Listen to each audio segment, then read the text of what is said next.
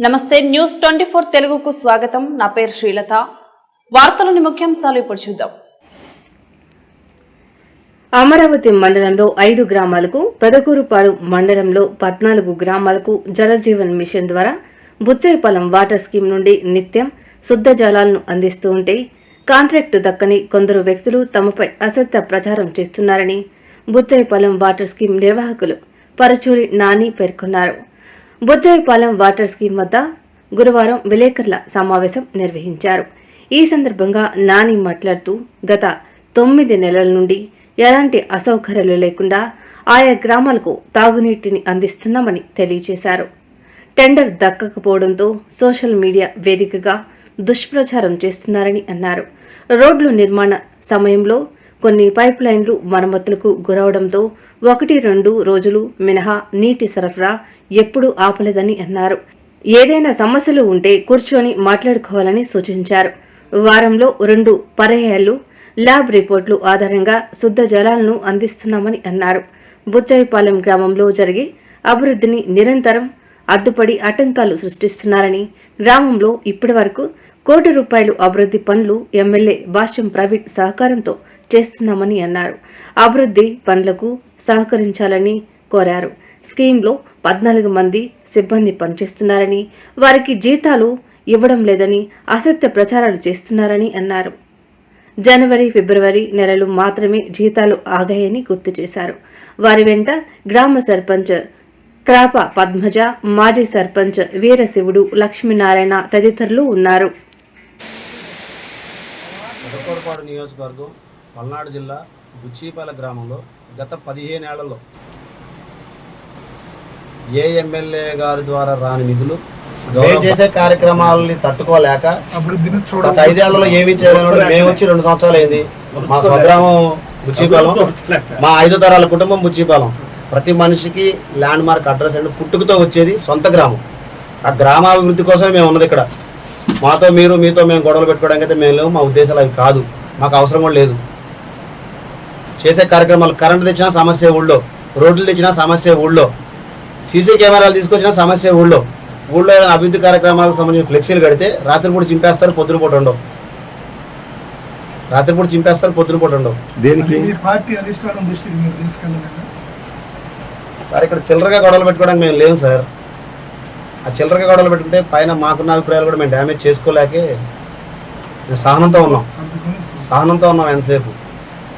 ఇవాళ ఏంటంటే ఈ వాటర్ ప్లాంట్ నీళ్ళు వెళ్ళట్లేదంటే పార్టీకి సంబంధించిన ప్రతిష్ట దెబ్బతీయడం. దానివల్లే మీ మీడియా మిత్రుల ముందు కలవాల్సి వచ్చింది. ప్రతిష్ట దెబ్బతీయకూడదు కాబట్టి, జరగకూడదు కాబట్టి. వాస్తవాలు ఏంటనేది మీడియా మిత్రులు మీరు కూడా డెప్త్కి వెళ్ళమని రిపోర్ట్ ఉంది, రాయమంటున్నాం, వాస్తవాలు రాయమంటున్నాం. మీకు వచ్చిన ఇన్ఫర్మేషన్ ఓకే, అది వాస్తవం అవాస్తవం. కొంతమంది వ్యక్తులు చెప్పే వ్యక్తుల వల్ల మీరు రిపోర్ట్ దయచేసి రాయొద్దు. వాస్తవం అవాస్తవం ఎంక్వైరీ చేయండి, డెప్త్కి వెళ్ళండి. మేము మా సర్వీస్ బాగుందని మేము అనుకుంటే సరిపోదు కదా. మీ ఇన్ఫర్మేషన్, మీ ఫీడ్బ్యాక్ కూడా మేము తీసుకోవడానికి సిద్ధంగా ఉన్నాం. మీ ఫీడ్బ్యాక్ కూడా వాస్తవం అవాస్తవం ఇది జరుగుతుంది, ఇబ్బంది అవుతుంది. మాకున్న బాధ్యతని మేము సద్వినియోగం చేయగలుగుతున్నామా చేయలేదా, బాధ్యత రహితంగా ఉన్నామా బాధ్యతగా ఉన్నామా అనేది మాకు తెలవాలంటే మీలాంటి ఫీడ్బ్యాక్ ఇస్తేనే కదా అయ్యేది. ప్రాసెస్ ఉంటుంది. అయితే ఆ ప్రాసెస్ ఉండే క్రమంలో మాకేం కాంట్రాక్ట్ బిల్ రాలేదు, మేమేం శాలరీస్ ఆపలేదు. ఫ్యామిలీ ఎటువంటి ఇబ్బందులు ఉంటాయో, సంస్థలు కూడా అలాంటి ఇబ్బందులు ఉంటాయి కదా, అవన్నీ అధిగమించి వెళ్ళాలి కదా. ఏ సమస్య రాకుండా పోతుంటే దాని ఇంకా లెక్క ఎక్కడ ఉంటుంది? కుటుంబంలో సమస్యలు ఉండట్లేదా? ఒక అబ్బాయి ఫీజు కట్టాలంటే 3 పిల్లలు ఉంటే 3 పిల్లల ఫీజు ఒకటేసారి కట్టగలుగుతున్నాడు తండ్రి. ఒకరి తర్వాత ఒకళ్ళు కట్టుకుంటూ వెళ్తున్నాడు. మరి మేము కూడా అంతే కదా. ఒక సంస్థ, ఇప్పుడు మీరే ఉన్నారు, మీ పెద్ద సంస్థలో మీరు పనులు చేస్తున్నారు, టైం టు టైం శాలరీస్ పడుతున్నాయి ప్రతి నెల. ఎక్కడితే తప్పు కానీ 2 రోజులు లేట్కి ఇస్తే తప్పేంటండి? ఇప్పుడు కంప్లీట్ గా వ్యవస్థలో పనిచేసిన సిబ్బందికి 3 పిల్లలు ఉంటే 3 పిల్లల ఫీజు ఒకటేసారి కట్టగలుగుతున్నాడు తండ్రి. ఒకరి తర్వాత ఒకళ్ళు కట్టుకుంటూ వెళ్తున్నాడు. మరి మేము కూడా అంతే కదా.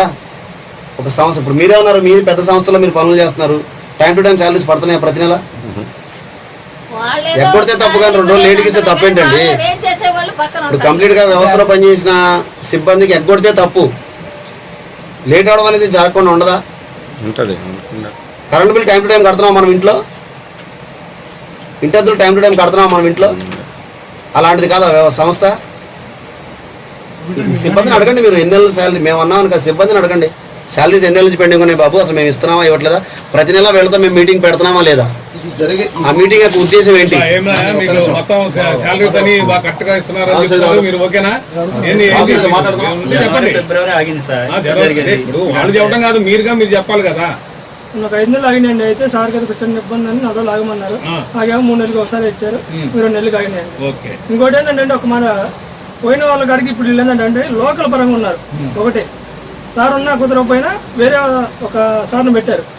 మేము ఏం చేస్తున్నాం అనేది ఆయన మా మీద అబ్జర్వేషన్ చేస్తున్నారు. ఏదైనా లీక్ పట్టి 1-2-3 రోజుల్లోనే క్లీన్ చేసేస్తున్నారు. మేము పని చేయకపోయినా ఆయన వచ్చి మా మీద చేయాలి అని దగ్గర నుంచి చేపిస్తున్నారు. ఇంతకుముందు చేసిన వాళ్ళు ఏంటంటే పొరుగురులో ఉన్నారు, వాళ్ళు వచ్చి చేసి మాకు డబ్బులు ఇచ్చి మేము చేసి కొంచెం టైం పట్టినా.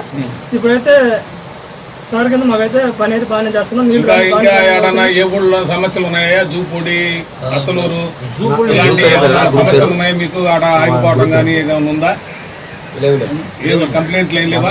ఎండాకాలం నీళ్ళైతే ప్రస్తుతానికి రకమైన ఇవ్వడం కూడా ముఖ్యంగా మేము భావి ఎమ్మెల్యే గారు సార్ మాకు ఈ గ్రామం డెవలప్ అవ్వాలి, నీరు ఖచ్చితంగా, కరెంటు ఖచ్చితంగా ఉండాలి, కరెంటు ఎమ్మెల్యే గారు చూసుకుంటున్నారు. నీరు సప్లై చేసి మాకు ఇచ్చారు.